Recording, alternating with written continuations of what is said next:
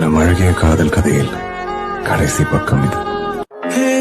உன்னை பார்த்தால் புது வெட்கம் வருதே, ஐயோ எனக்குள் முதலச்சம் வருதே.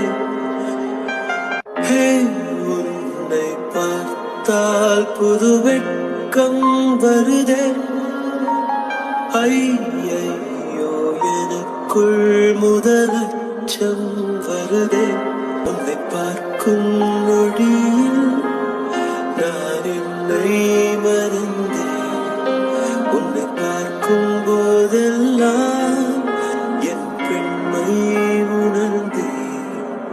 அச்சம் மடம் நாடம் எல்லாம் சட்டென்று